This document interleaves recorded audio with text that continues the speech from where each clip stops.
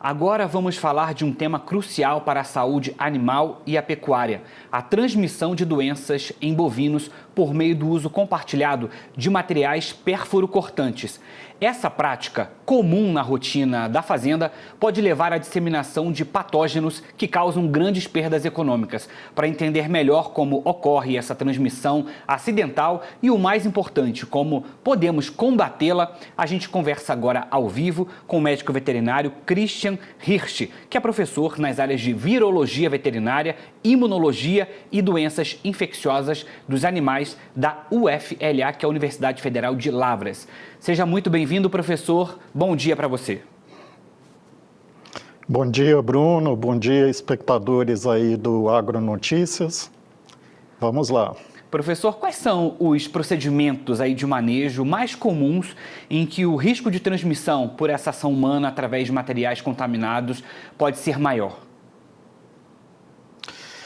Bom, uma questão importante aí a gente entender, né, que a transmissão ela pode se dar por qualquer material pérfuro cortante, ou seja, qualquer instrumento ou acidentalmente um outro material que se contamine com o sangue de um bovino infectado e outro bovino, ao entrar com este contato, com esse sangue, nesse material, também sofre a perfuração de sua pele e passa a ter contato com o patógeno. Assim, a doença é transmitida. Deve ser o protocolo, então, para antisepsia ideal para que deve ser seguido, né, entre um animal e outro para que não haja essa contaminação. Como é que deve ser esse processo?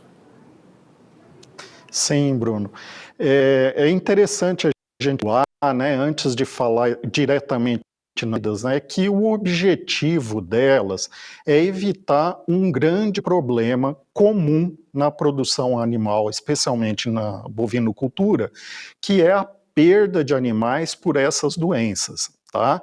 Então, o fato de nós termos a transmissão pelo sangue pode trazer muito prejuízo para o produtor, principalmente porque você vai ter um investimento naquele animal ao longo de anos, eventualmente, e lá na frente ele pode perecer, morrer ou ter a sua produtividade comprometida por causa de uma dessas doenças, né?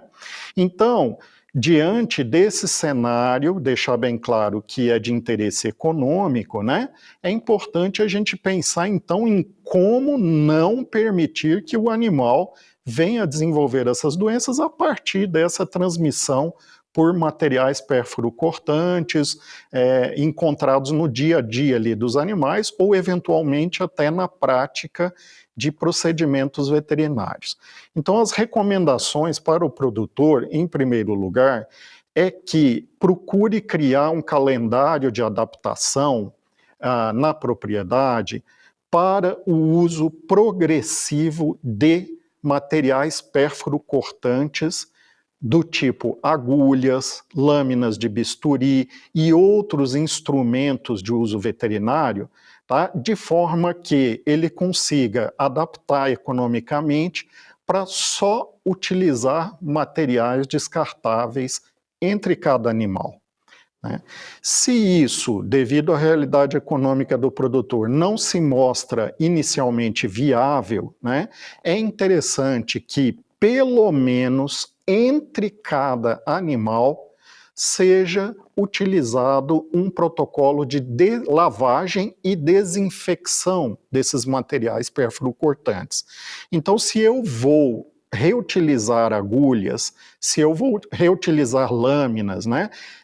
Embora não seja interessante, tá? Não é a melhor opção, mas às vezes é necessário economicamente, então eu preciso, primeiro, lavar o material com água e sabão em água corrente, de preferência, antes de deixar o material secar com sangue, porque aí a remoção desse sangue é mais difícil e mesmo o sangue desidratado, ele pode transmitir alguns patógenos, tá? Segundo lugar, lavamos então o nosso material, vamos aplicar uma solução antisséptica nesse material já limpo, tá? E deixar agir conforme a indicação da bula que o fabricante do antisséptico indicar. Então, existem diferentes antissépticos, nós podemos ter o álcool 70, o álcool iodado, a clorexidina, né? Os derivados de amônia. Então, conforme o produto que o produtor dispor, ele vai tomar o cuidado de ler a bula, fazer a diluição correta do produto e aplicá-la nesse material, de preferência por mergulho, né, pelo tempo que o fabricante recomendar. O terceiro passo desse processo de antissepsia vem com a remoção total desses materiais que são antissépticos. Por quê? Porque eles também são nocivos para os animais, ou podem ser nocivos, e no caso de materiais derivados dos animais, carne e leite, a presença desses produtos também leva a uma contaminação química, então ela não é desejável. Perfeito, Bruno? Então, essas são as medidas iniciais aí para quebrar a cadeia de transmissão pelo sangue infectado. Professor, além da doença que é a tristeza parasitária bovina, quais são essas outras doenças virais que podem, então, contaminar um animal, o outro, especificamente por essa transmissão aí pelo sangue? Sim, nós temos muitas doenças que, durante um período dela, curto normalmente, existe circulação do agente causador da doença na corrente sanguínea do animal. Geralmente, essas doenças, elas provocam febre nesse período. Então, de cara, podemos dizer o seguinte: jamais vamos utilizar material contaminado com sangue, mas se tivermos animais ainda febris, maior cuidado ainda tem que ter com esses animais. Sendo o animal clinicamente, né, saudável, não tendo nenhuma alteração de febre, tá? Existem algumas doenças que podem manter a circulação constante do patógeno causador durante semanas, meses ou até para o resto da vida do animal. Então, são exemplos importantes dessas doenças na pecuária bovina, o vírus da leucose enzótica bovina, tá, que é um retrovírus, o vírus da língua azul, ou blue tongue, que é o nome dela em inglês, tá, que é um outro patógeno que vem crescendo de destaque aqui no Brasil, tá certo? E também, igualmente importante, o vírus da diarreia bovina a vírus, tá? Um resumo rapidinho: a leucose pode causar câncer fatal nos bovinos adultos. O vírus da língua azul, ele é um vírus que tem vários efeitos sistêmicos, mas ele pode prejudicar a reprodução do bovino e pode também matar animais jovens, principalmente por problemas vasculares.